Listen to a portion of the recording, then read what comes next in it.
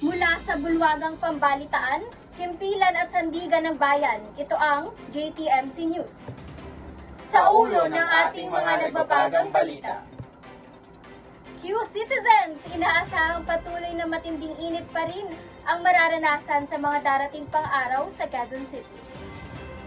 Nagdeklara ng class suspension ng ilan sa mga public schools dahil sa patuloy na tindi ng init na nararanasan ng mga tao sa Metro Manila.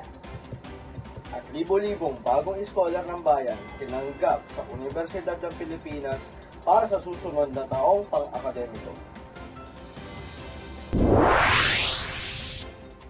Ang katotohanan ng aming prioridad. Nagbibigay sa inyo ng pinakamainit at pinakabagong balita. Laging handa upang magbalita ng napapanahong balita para sa inyo. Magandang araw, Pilipinas. Ako si Cristel Pinto. Mark Daniel Guanzon. At ako naman po si Tyrell Pila. Ang tagapagbalita ninyo ngayong araw. Ngayon ay Biyernes, ika-26 ng Abril, kasalukuyang araw. Magandang hapon, Pilipinas. Simulan natin ang balitaan. Sumampa na sa mapanganib ang tindi ng init na ngayon ay nararanasan sa Metro Manila. Ayon sa tala ng Philippine Atmospheric, Geophysical and Astronomical Services Administration o PAGASA, 30 lugar ang pumailalim sa mapanganib na klasifikasyon ng heat index. Inaasahang aabot ng 45 degrees Celsius ang heat index sa Metro Manila ngayong araw. Naitalang 46 degrees Celsius naman ang bilang ng pinakamataas na official heat index sa Pasay City. Samantalang 44 degrees Celsius naman ang naitalang heat index sa Quezon City. Ayon sa mga naitalang heat index sa iba't ibang lugar sa Pilipinas, boses na kaugnay sa issue na yan ating pakinggan. Live mula sa Fairview, Quezon City, inyong tagapagtanghal, Joan Icasenza. Joan, kumusta ang kalagayan ng mga tao dyan ngayon? At nararamdaman mo ba ang matinding init na mayroon dyan? Nagsanga ang mga tao dito sa Fairview, Quezon City kahit natirik at matindi ang init. Dito makikita natin na maraming tao ang gamit-gamit ang kanilang mga payong dahil sa tindi ng pagtirik ng araw sa ngayon. Makikita nga sa mukha ng mga tao ang epekto ng panahon. Ang mga bumabiyaheng estudyante ay apektado rin. Nagsisimula ang pasok ng iba ng alas 12 ng hapon, kaya't ang ilan sa kanila ay hirap na hirap sa pag-commute patungong eskwelahan dahil sa matinding init. Narito nga si Christine at kanyang ibabahagi ang mga karanasan niya sa kanyang pagpasok sa eskwelahan. Christine, ano ang iyong mga naging karanasan at ano ang iyong nararamdaman na ngayon ay matindi ang init? So, bali po nakaka-apekto po talaga yung init ng panahon. Dati, nakakalabas pa ako ng walang dalang payong, tapos hindi pa ako masyadong papawisan. Pero ngayon, sa sobrang init ng panahon, halos hindi na ako makalabas ng walang dalang payong. Tapos, compared noon, mas marami na yung pag-inom ko talaga ng tubig. Maraming salamat sa iyo, Christine. At yan ang aking maibabahagi ngayong balita. Balik sa iyo. Maraming salamat, Joan. Naku, napakainit nga talaga ng panahon ngayon. Oo nga, para pag-filiprik ko sa init. Baka sa mga mukha ng mga tao epekto ng init ng panahon. Narito ang iba pang mga balita. Ilang local government units ang nagsuspende ng face-to-face classes ngayong araw. Abril 26 dahil sa sobrang init ng panahon. Ayon sa pinakahuling forecast ng PAGASA, ilang lugar sa buong bansa ang inaasahang makakaranas ng heat index na lampas sa 42 degrees Celsius. Ang isang heat index sa ilalim ng kategorya ng panganib ay maaaring magdulot ng heat cramps, heat exhaustion, pati na rin heat stroke sa patuloy na pagkakalantad. Samantala, inanunsyo ng Kagawaran ng Edukasyon na ang ilang mga paaralan ay nagsimula na sa pagpapatupad ng mga alternatibong paraan ng pagkatuto sa Metro Manila. Itineklara ng Quezon City ang suspension ng klase sa lahat ng daycare centers hanggang sekundaryang antas sa mga pampublikong paaralan. Abangan!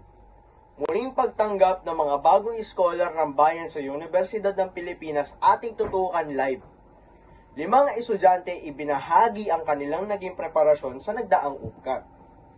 Ito na ang pinakahinihintay ng lahat. Inalabas na ng UP ang mga resulta sa UPCAT at libo-libong mga kabataang patungong kolehiyo ang nakatanggap ng email na nagsasabing nakapasa sila sa naturang universidad. Samot-saring mga reaksyon ang makikita sa iba't ibang social media platforms sa paglabas ng resulta ng admission test ng Universidad ng Pilipinas. Makikita na ibinigay nila ang lahat ng kanilang makakaya mapagtagumpayan lamang na makapasa sa isa sa pinakamagagandang universidad sa Pilipinas. Naririto ang iilan sa mga estudyanteng matagumpay na nasungkit ang titulang Scholar ng Bayan. Panoorin natin ito. Hello mga magaganda at gwapong mga bata. Hello po. First of all, congratulations dahil scholar ng bayan na kayo. Nakakatawa naman tong mga to, oh. Maraming salamat po. Alam kong marami kayong pinagdaanan bago makamit ang magandang opportunity na ito. Pwede nyo ba sa amin i-share kung ano ang mga ito? Paanong paraan ng mga ginawa ninyo? Magsimula tayo kay Chris.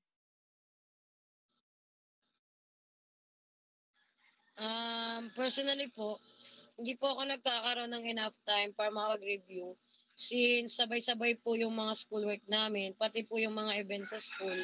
Nagkakaroon lang po ako ng time kapag nakauwi na ako ng bahay. Pero I think hindi pa po sapat yung time na yon. Pero I was fortunate enough and pass. Itit po talaga yung puyat and days na wala akong tulog, makapag-review lang. Deserve mo yan, iho. Napaka-hardworking naman itong si Chris. Sunod naman tayo kay Johnny Lee. Ako naman po, upon looking for the results, nakita ko naman po na I did very well sa admission test since I was able to get the high scores. Wow naman, pwedeng patingin. Charot. And sa tingin ko po, nakamit ko po yon by focusing talaga. Inalis ko po muna lahat ng distractions while I was in the process of reviewing. Even sa paglilibot-libot na dati ko pong ginagawa, tinigil ko po muna para dito. Dream school ko po kasi talaga to. And I did everything that I can. And my hard work paid off naman. And I'm very thankful for that. Inspiring naman ng story ni Jonalyn. Kaya whenever we dream of something, we should remain persistent, diba? We have to persevere. Lahat ng paghihirap mo, magiging worth it lahat yun sa huli. Makakamit mo ang iyong mga pangarap. Next but not the least, Junkie. Para sa akin naman po, hindi ako makapaniwala nang nakita ko yung result. I was really shocked and naisip ko na, shucks, totoo ba to o nananaginip lang ako? Ang alam ko po kasi dinaan ko lang siya sa dasal. Kimi, jokes aside, binigyan ko po talaga ng time pag-review ko. And there was a time pa nga po na sobrang dami ng kailangan i-review. May times din po na iniiyak ko na lang kapag nahihirapan ako since kagaya ng sabi ni Chris, sabay-sabay po talaga yung mga ganap sa school. Pero nakayanan ko naman po, nagtiyaga lang ako and nandito na ako ngayon.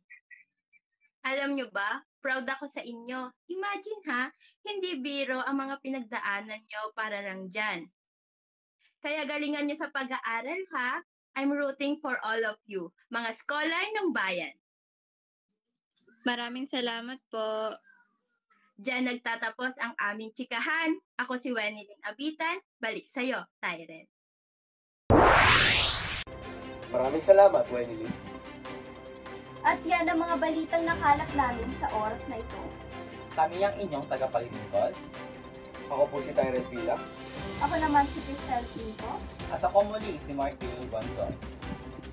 Bawat pangyayari ay tututukan, nagsisilbing mata at boses ng sangkatauhan. Palaging maaasahan at walang inuunuran. Kami ang boses ng pagbabago. Ito ang inyong pinagkakatiwalaang JTMC News.